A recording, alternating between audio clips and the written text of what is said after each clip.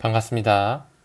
타임 레버리지, 시간을 들여 막대한 수익으로 치환한다. 금일의 컨텐츠 바로 시작해 보도록 하겠습니다. 한 구독자 선생님께서 궁금한 점을 좀 댓글로 남겨주셔가지고 이 부분에 대해서 조금 공유 드리고자 오늘 컨텐츠 좀 준비해 봤고요. 우리가 리플을 투자하는 부분에서 반드시 알아야 되는 리플랩스의 중추적인 기술이죠. 바로 국경관 송금에 있어서 X 커런트와 X 래피드 ODL 시스템에 대해서 말씀을 드리려고 하거든요. 그 부분 천천히 좀 말씀드리면서 오늘 XRP에 대한 리플사에 대한 펀더멘털 확장해 나가시길 바라겠습니다. 질문부터 살짝 읽어보고 하게 되면 대부분의 은행들이 XRP의 가격 변동성 이런 리스크 때문에 XRP를 사용하지 않는 X커런트를 채택하는 말을 들었는데요. 이게 사실이라면 XRP 가격 상승에는 큰 걸림돌 아닌가요? 라는 말씀 해주시면서 리플에 관심이 있긴 한데 투자가 망설여진다라는 댓글 남겨주셨습니다.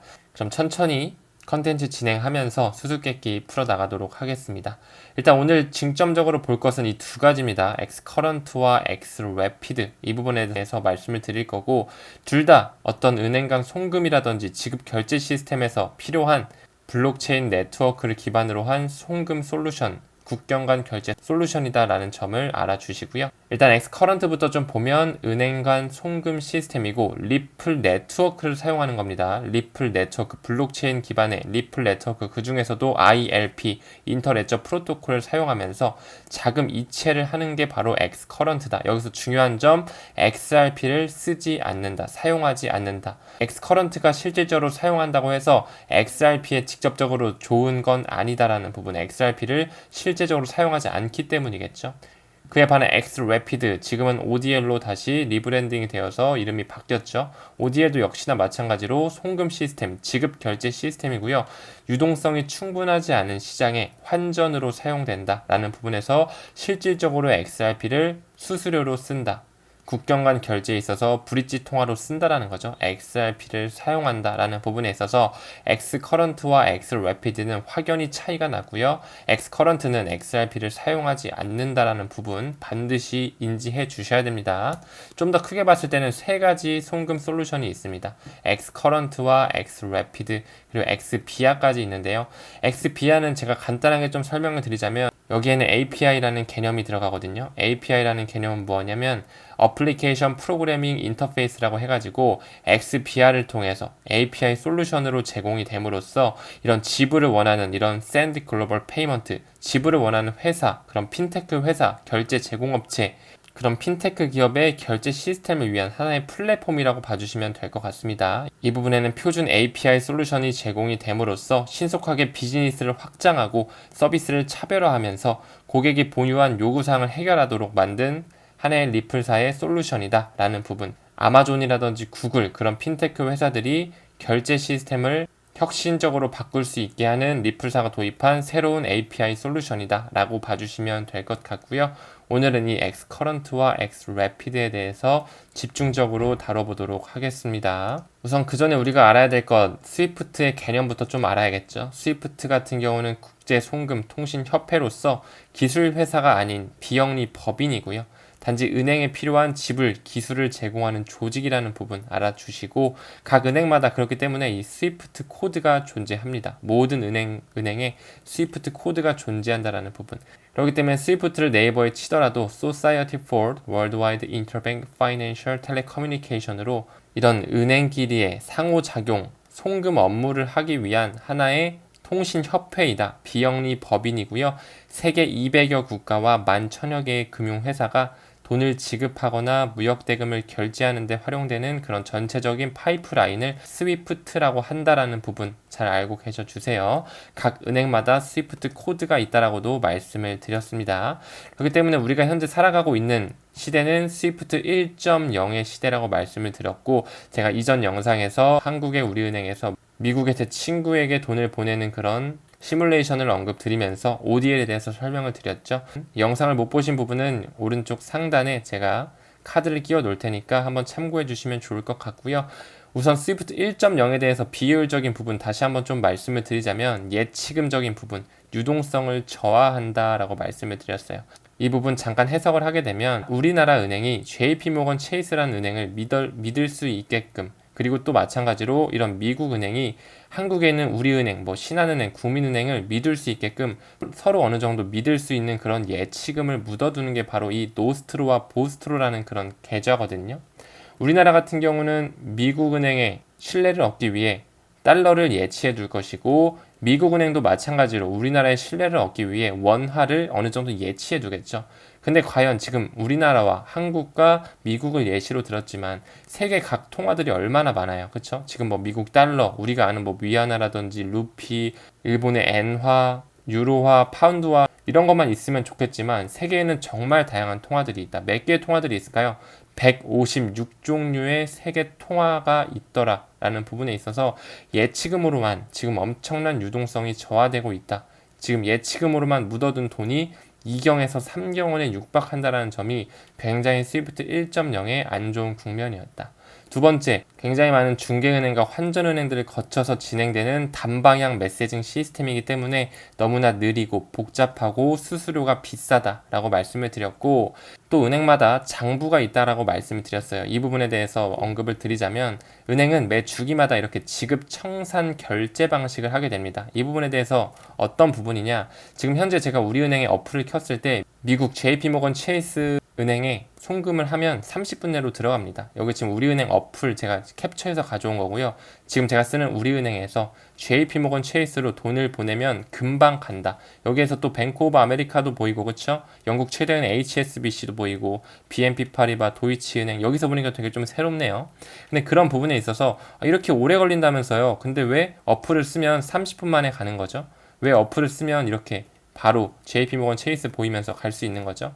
왜냐하면 은행은 숫자 놀이를 하기 때문에 어느 정도 장부를 기입해 놓고, 내가 오늘 얘한테 100만원 보낼 거야. 그럼 너 1000달러 여기다 마이너스 해줘. 이런 식으로 장부를 기입하고 주기가 됐을 때마다 3개월에 한 번씩, 6개월에 한 번씩 지급 청산 결제 방식으로서 서로가 장부를 정리한다. 이런 부분도 또한 비효율적이라고 말씀을 드릴 수 있을 것 같고, 또 미국과 한국 시차가 발생하죠. 그런 부분에서 송금이 이루어지는데 시간이 오래 걸리고 워킹타임도 너무나 짧다. 은행은 또 문도 빨리 닫잖아요. 그런 부분에 있어서 국경 간 결제, 현재 스위프트 1.0의 국면은 너무나 느리다라는 부분과 오류 가능성도 5에서 6%가 존재한다라는 부분, 굉장히 여러모로 비효율적이다라고 말씀을 드렸습니다. 그렇죠? 지금 우리가 한국에서 미국으로 보내니까 망정이지, 예를 들어 아프리카라든지 감비아 같은 그런 개발도상국으로 보낸다고 가정을 했을 땐 굉장히 많은 중개인들을 거쳐야 되면서 굉장히 시간이 오래 걸리면서 수수료가 비쌀 것이다. 이런 부분을 우리가 미루어 짐작해 볼 수 있겠죠. 그래서 이제 엑스커런트로 넘어가겠습니다. 엑스커런트 같은 경우는 리플사의 리플 네트워크가 도입이 된다. 블록체인 개념이 도입이 되는 겁니다. ILP라는 인터레저 프로토콜로서 서로 다른 원장이 소통할 수 있는 그런 네트워크를 구축하는 하나의 연결고리라고 제가 항상 말씀을 드렸고, 이 부분에 있어서 엑스커런트에서는 ILP, 인터레저 프로토콜이 들어간다라는 부분이 굉장히 중요합니다. 스위프트 1.0 같은 경우는 오직 법정 화폐만 송금이 가능했었어요. 하지만 엑스커런트 블록체인 개념이 도입되면서 이 차용증 IOU, 내가 너에게 돈을 빌려줄게 라는 그런 차용증 개념이 들어오면서 이 게이트웨이를 통해 IOU, 차용증이 공급이 됩니다. 이 게이트웨이를 통해 차용증이 공급이 되면서 가치가 있는 돈, 법정 화폐가 아니더라도 금이라든지 비트코인, 이더리움, 리플 같은 그런 암호화폐조차도 전송을 할 수 있게 된다. 리플사의 인터레저 프로토콜을 통해서요. 엑스커런트의 경우 기존 스위프트에 블록체인 기반 이런 리플의 네트워크만 입힌 것이기 때문에 그런 굉장히 보수적인 집단인 전통 금융권에서도 굉장히 환영하는 그런 하나의 솔루션이다. 하지만 이 부분에서 우리가 잘 알아야 되는 것은 리플을 실질적으로 사용하는 게 아니기 때문에, XRP가 사용되지 않기 때문에 엑스커런트가 많이 쓰인다고 해서 XRP에 대한 가격 상승으로 크게 이루어지진 않는다. 이 부분 잘 구독자 선생님께서 짚어주셨고, 그럼에도 불구하고 리플랩스를 통한 블록체인 기반이 전통금융에 들어오면서 오차율은 획기적으로 줄였다. 지금까지 현재 나오는 오차율은 0%이다 라는 부분에 있어서 미래의 금융은 블록체인과 융합이 될 것이다 라는 부분을 우리가 미루어 볼 수 있습니다. 그렇기 때문에 헷갈리시면 안 됩니다. 엑스래피드는 실질적으로 리플을 수수료 개념으로 송금의 브릿지 역할로 쓰지만 엑스커런트 같은 경우는 리플을 실제적으로 사용하지 않는다라는 부분과 블록체인 기반으로 하기 때문에 금융의 혁신이죠. 오차율이 없다라는 부분은 여전히 동일하다라는 부분도 우리가 알고 계셔 주셔야 됩니다. 그렇기 때문에 과거부터 엑스커런트에 대해서 굉장히 많은 은행들의 선택이 이루어졌다. 2018년 기사고요. 신한은행, 우리은행 나오면서 블록체인 기반 해외 송금 서비스 도입한다라고 하면서 뭐가 나오죠? 바로 금융권에 따르면 신한은행과 우리은행은 리플사의 블록체인 기술을 활용한 실시간 해외 송금 서비스 도입을 검토 중이다라고 하면서 앞서 신한은행과 우리은행은 지난해 12월부터 1월 31일까지 일본 SBI 홀딩스의 SBI 리플 아시아 합작 회사죠. 시스템 사전 검증을 실시했다. 두 은행은 일본 37개 은행과 중개은행을 거치지 않고 리플사의 분산 원장 기술인 블록체인 기반 엑스커런트 기술 및 결제 시스템을 이용하면서 한국과 일본 양국 간 실시간 해외 송금 서비스를 검증하면서 파일럿 테스트를 완료했다라는 부분이 지금 기사화가 됐었죠. 송금 소요 시간과 수수료를 줄일 수 있다라는 부분에서 엑스커런트는 굉장히 획기적인 그런 기술 솔루션이었고 송금 전에 수치 입력 등의 송금 정보를 확인한 후 처리하면서 오송금 가능성을 크게 낮췄다. 지금까지 엑스커런트, 엑스래피드의 오차율은 0%라고 말씀을 드렸습니다. 이런 부분에서 미래 금융에는 블록체인이 무조건적으로 같이 가야 되면서 금융의 혁신이 일어날 것이다. 이 부분까지는 동의가 되시잖아요. 그렇죠? 하나 더 보겠습니다. 신한 우리은행 세계 3대 암호화폐 리플 고객사에 합류했다. 이건 역시 2019년 기사고요. 조금 더 볼까요? XRP 리서치 센터는 트위터를 통해 한국의 거대 은행으로 불리우는 신한은행과 우리은행이 리플의 정식 고객사로 합류했다고 주장했다라는 부분이고요. 조금 더 보게 되면 신한은행과 우리은행은 2017년부터 리플의 블록체인 기반 해외 송금 플랫폼인 역시나 엑스래피드가 아닌 엑스커런트 도입하면서 적극적으로 나서왔다. 2018년에는 일본 은행들이 구성한 SBI 리플 그런 합작 회사에 참여하면서 해외 송금 관련된 파일럿 테스트도 역시나 진행한 바도 있다라고 기사가 나오고 있고 그 두 은행은 리플 측과 공식적인 계약을 통해서 상용화를 위해 협상을 진행해 왔던 것으로 알려졌다. 하지만 최근 협상이 지지부진해지면서 연내 출시가 어렵게 됐다라는 소식이 전해지기도 했었다 하면서 역시나 여기도 엑스래피드가 아닌 엑스커런트에 대한 내용이 나오고 있더라. 이런 부분 구독자 선생님께서 질문 주신 것처럼 엑스커런트가 지금 잘 쓰이는 것 같은데 이 부분은 지금 XRP가 실질적으로 쓰이지 않잖아요. 그럼 XRP에 대해서 좋은 건 아니지 않아요? XRP 가격 상승에는 영향이 없는 거 아니에요? 자, 이 부분 지금 짚어드린 거예요. 그쵸? 이해가 되셨을 거라고 생각을 하고 엑스커런트가 굉장히 과거부터 확장성을 가지고 있더라. 조금 더 볼까요? 엑스커런트라고 하면서 역시나 SBI 리플 아시아 나오고 있네요. 또 좀 더 보게 되면 미국의 금융 세력이라고 볼 수 있죠. 미국은행 거대 PNC도 마찬가지로 리플의 엑스커런트를 채택했다 나오고 있고요. AMEX 바로 아메리칸 익스프레스죠. 리플 파워 블록체인 제품 판매를 돕기 위해 고용하고 있다는 부분에서 역시나 엑스커런트에 대해서 나오고 있고요. 크립토 익스체인지 코인원도 마찬가지로 새로운 송금 서비스를 위해 리플을 활용하면서 엑스커런트 블록체인 네트워크로 전환하고 있다라고 2018년, 2019년에 걸쳐서 많은 기사들이 나오고 있더라라는 부분으로 볼 수가 있습니다. 그렇기 때문에 엑스커런트 굉장히 과거부터 많은 은행들의 채택을 받아왔다. 리플렛의 그런 IRP 개념, 인터레저 프로토콜이 들어가면서 블록체인 기술이 들어가면서 법정 화폐만 되는 것이 아니라 금이라든지 비트코인, 이더리움, 리플 같은 그런 암호화폐의 전송까지도 가능해지게 됐다. 뭘로요? 게이트웨이에서 나오는 IOU, 차용증의 개념을 도입하면서요.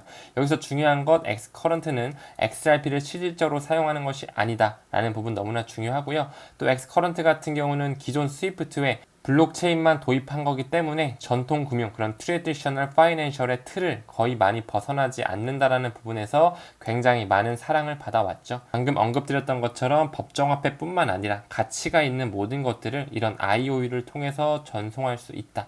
하지만 이 부분에서 여전히 유동성의 문제는 계속 가지고 있더라 부분을 언급 드릴 수 있을 것 같아요. 엑스커런트는 이 정도만 보고요. 엑스래피드로 넘어가서 비교해 드리겠습니다.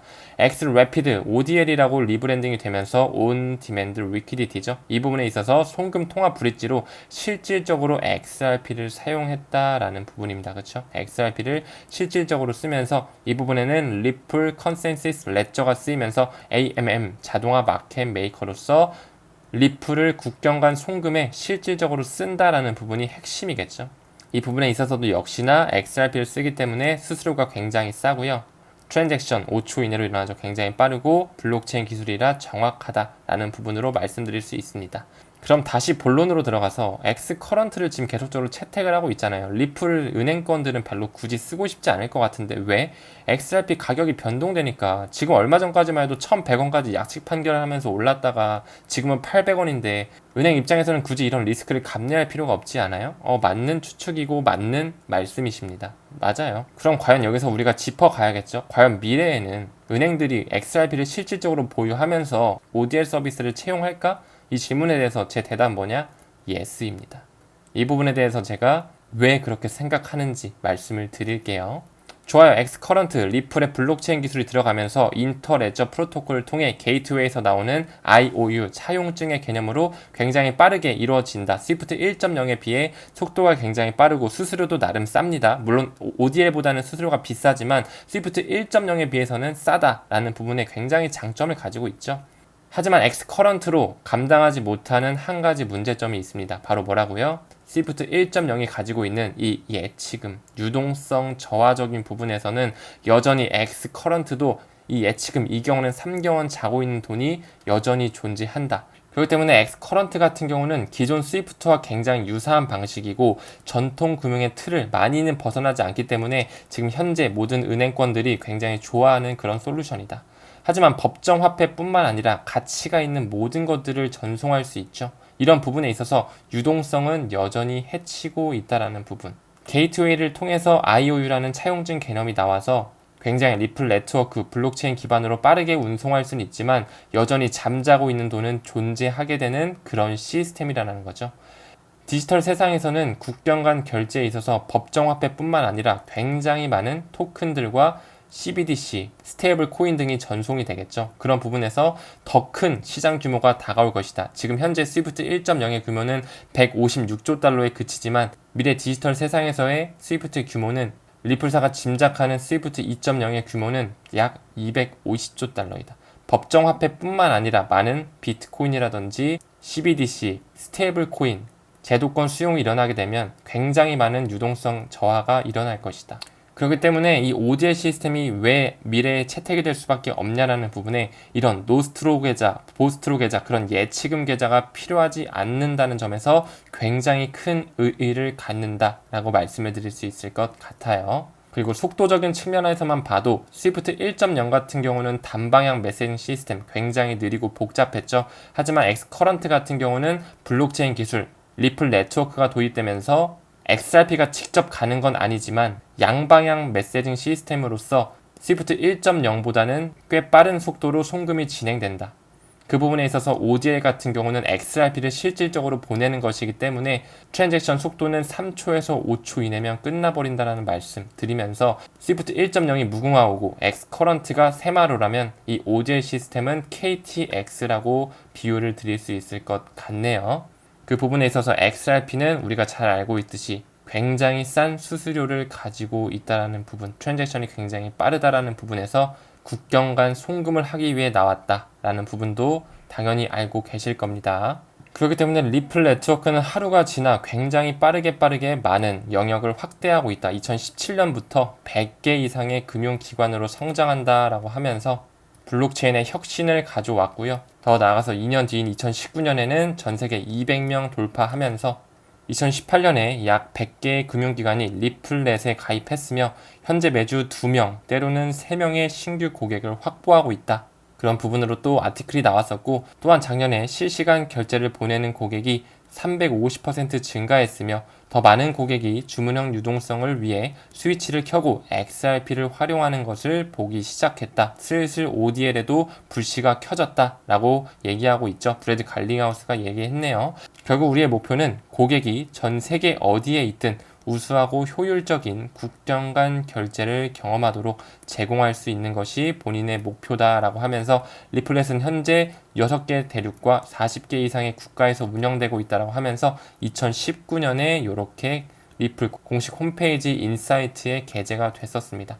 하나 더 볼까요? 2019년 11월 인사이트고요. 리플렛 이번엔 또 300명 이상의 고객을 발표한다 하면서 나오고 있었네요. 45개 이상의 국가와 6개 대륙에 리플렛을 사용하는 고객이 있으며 70개 이상의 국가에서 지불 가능을 제공한다. 최근 리플 고객 파트너로는 카자흐스탄의 페이살뱅크, 방글라데시의 비캐시, 그리고 카타르의 QNB, 영국의 핀네스트라 등등이 있다라고 하면서 과거부터 계속적으로 확장해오는 모습을 볼 수 있습니다. 이런 부분에서 엑스커런트가 일단 어느 정도 블록체인 기술의 리플에 대한 ILP, 인터레처 프로토콜 기술을 사용하면서 차용증 개념을 도입하며 굉장히 국경 간 송금에 혁신을 가져왔죠. 하지만 시간이 점점 지날수록 어떻게 될까요? 이제 시대는 디지털 시대로 변한다. 우리 이런 부분 지금 잘 알고 있고 미래에는 CBDC의 세상이 온다라는 부분도 아마 잘 알고 있을 거예요. 그러면서 자산의 토큰화가 일어나면서 시장 규모는 굉장히 커질 것이고 이제 법정화폐뿐만 아니라 암호화폐들도 국경 간 송금에 쓰이게 된다라면 그 유동성을 해치는 부분에서 ODL을 선택하지 않을 이유는 없다라고 말씀을 드릴 수 있을 것 같아요. 지금 핀테크 회사들도 계속적으로 독일 시총 1위 SAP, USDC를 국경 간 결제 테스트하면서 스테이블 코인이 국경 간 결제에 활용이 된다라고 나오고 있죠. 파월 연준 의장도 이야기합니다. 적절한 규제를 통해 스테이블 코인이 자리 잡을 수 있을 것이라고 얘기하고 있죠. 더 나아가서 엘살바도르 같은 나라는 이제 비트코인을 법정 화폐로 채택하면서 슬슬 CBDC뿐만 아니라 암호화폐에 대한 국가 단위의 수용과 제도권 수용을 눈앞에 두고 있죠. 미래에는 또 어떤 나라들이 비트코인을 법정 화폐로 채택할지 모릅니다. 두 번째 비트코인 법정 화폐국 나왔다고 하면서 중앙아프리카 공화국이 또 나오고 있네요. 이런 부분에 있어서 지금 현재는 엑스커런트가 은행이 적응하기도 좀 더 좋고 아직까지는 법정 화폐 정도만 처리해주면 되니까 엑스커런트가 은행 입장에선 부담도 덜 할 거예요. 하지만 미래 디지털 세상이 열리면 어떻게 될까요? 법정 화폐뿐만 아니라 가치가 부여되는 모든 가치 저장 수단 그리고 암호화폐들까지 모두 전송하려면 ODL 시스템을 써야 될 필요가 있다라고 느낄 것이다 라고 보는 중에 있습니다.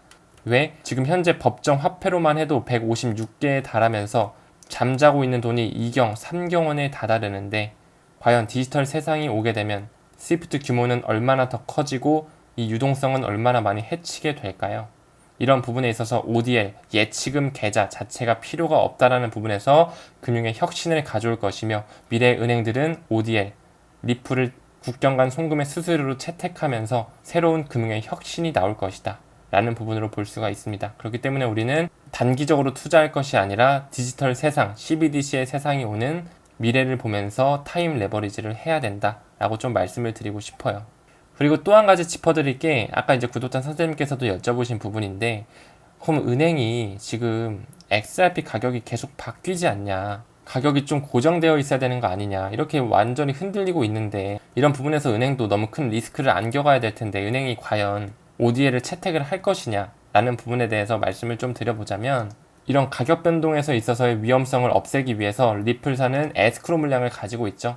안전한 매매 보호 서비스를 하면서 매달 10억 개씩 은행에 판매와 대여가 이루어진다. 그렇기 때문에 리플의 에스크로 안전한 매매 보호 서비스와 플러스 알파로 페이먼트 채널 개념이 도입이 되면서 유동성 급증을 막는 그런 하나의 안전장치를 걸어놨다 라고 말씀을 드릴 수 있을 것 같아요. 그렇기 때문에 지금 현재 XRP 같은 경우 1000억 개의 공급량이 딱 정해져 있잖아요. 그 중에서도 유통 공급량이 527억 개, 약 530억 개라고 했을 때 나머지 470억 개가 에스크로 물량에 있다라는 부분 말씀을 드릴 수 있고 과거에 리플의 CTO죠. 바로 데이비드 슈워츠가 XRP 에스크로 물량에 대해서 한번 이야기한 적이 있거든요. 데이비드 슈워츠 리플 최고 기술 책임자 CTO는 지난 2017년에 코인데스크 컨센시스 행사에서 에스크로 지갑에 보관하고 있는 540억 개 XRP를 전략적으로 운용할 것이다 라는 부분. 여기서 우리가 집중해야 되는 건 2017년에만 해도 에스크로 물량이 540억 개였어요. 540억 XRP가 바로 에스크로 물량의 에스크로 지갑으로 가지고 있었다. 하지만 지금은 과연 몇 개가 남았냐? 리플 공식 홈페이지의 2023년 2분기 XRP 시장 보고서고요.